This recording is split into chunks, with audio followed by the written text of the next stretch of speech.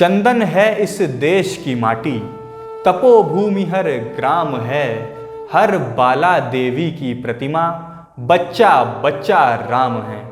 आप सभी को राम राम। जब भी बात देश की मिट्टी की जाती है तो हमारा ध्यान सीधे अपने गांव की ओर रुख करता है। जब भी हम अपनी नौकरी से छुट्टी पाकर अपने गांव की ओर जाते हैं तो हमारे चेहरे की खुशी देखते ही बनती है। जब हम किसी व्यक्ति से कहते हैं कि आओ कभी हमारे गांव, हम बताएंगे मेहमान नवाजी क्या होती है, तो हमारा सीना गर्व से 2 इंच चौड़ा हो जाता है। और जब भी हम किसी घटना को देखकर कहते हैं अरे यह भी कोई बात हुई, कभी आओ हमारे गांव, तब पता चलेगा ऐसा कैसे होता है, तो हम खुद को बहुत गौरवान्वित महसूस करते हैं। जी हाँ, हमारा देश गांवों का देश है, जहां आज भी 60 से 70% जनसंख्या गांव में रह रही है, जहां 50% से ज़्यादा परिवार कृषि पर निर्भर हैं। जब कभी हम गांव की कल्पना करते हैं तो हमारे दिमाग में एक सुंदर सी छवि उभर कर आती है, जिसमें फसलों का लहलहाना, नीम के पेड़ की ठंडी छांव, पेड़ के नीचे चबूतरे पर बैठे लोगों की पंचायतें, टहनियों पर चहचहाती चिड़ियों की आवाज़ से लेकर बच्चों के गलियों में खेलने के शोरगुल और बैलगाड़ी पर चलते लोगों के मनोरम दृश्य हमारे सामने आते हैं। लेकिन क्या हमारी कल्पना गांवों की वास्तविक परिस्थितियों से मेल खा रही है? क्या एक ही देश में रहने के बावजूद भी गांव के लोग शहर के लोगों जैसी सुविधाएं पाकर अपना जीवन यापन कर पा रहे हैं? अगर आप इन प्रश्नों का उत्तर खोजने निकलेंगे तो आपको पता चलेगा कि हमारे बीच एक दरार पड़ी हुई है, जो यह तय करती है कि हमारे भारतवर्ष में एक नहीं बल्कि कई भारत बसते हैं। जहां आप जानेंगे कि हम विश्व में आज अपनी एक सर्वश्रेष्ठ पहचान तो बना रहे हैं, लेकिन हमारे अपने ही लोग आज भी विकास की मुख्य धारा से परे हैं।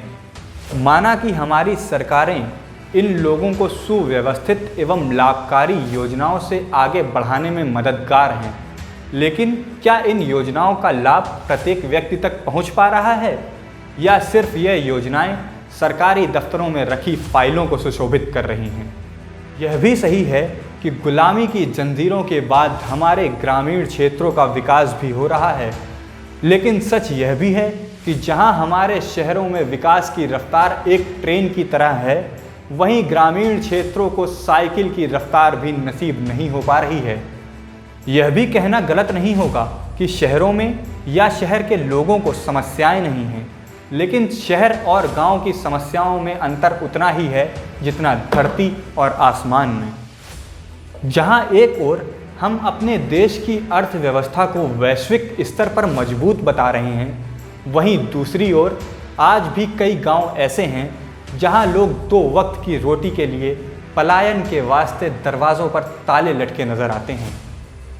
जहां एक ओर हम बुलेट ट्रेन, मेट्रो ट्रेन जैसी आधुनिक सुविधाओं की बात करते हैं, वहीं दूसरी ओर कई गांव ऐसे भी हैं जहां सड़क न होने के कारण बारिश के मौसम में लोगों को अपनी जान जोखिम में डालकर 4-4 महीनों तक सफ़र तय करना पड़ता है। जब कभी चुनाव के समय ऐसे ग्रामीणों का व्यवस्था को लेकर चुनाव बहिष्कार करने की खबर मात्र से पूरा प्रशासनिक अमला हिल जाता है। जब तक लोग वोट डालने के लिए राज़ी ना हो जाएं, यही सरकारी मेहमान उनके सामने नतमस्तक होकर बैठे रहते हैं। उसके बाद इनका यही कहना होता है कि हम आपके हैं कौन।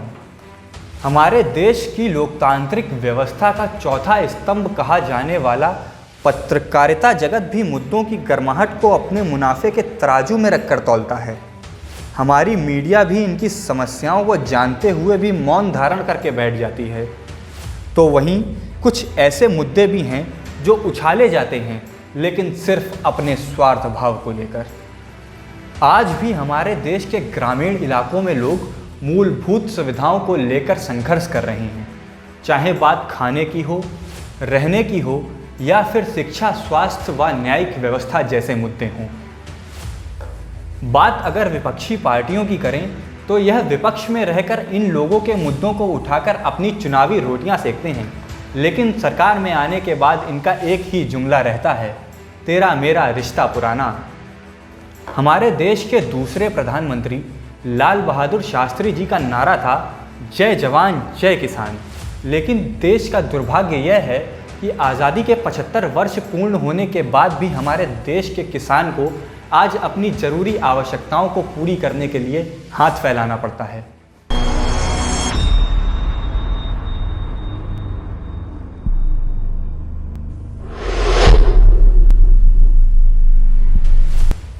आप देख रहे हैं ज्ञानबाजी और मैं अर्पित शुक्ला आपके लिए लेकर आ रहा हूं हमारी खास पेशकश ग्राम सभा, जिसमें हम बताएंगे कि कौन सी समस्याएं ग्रामीण क्षेत्रों के विकास में बाधा बनी हुई हैं, जहां हम चर्चा करेंगे कि सरकार की योजनाओं का लाभ ज़रूरतमंद व्यक्ति को समय पर मिल रहा है या नहीं।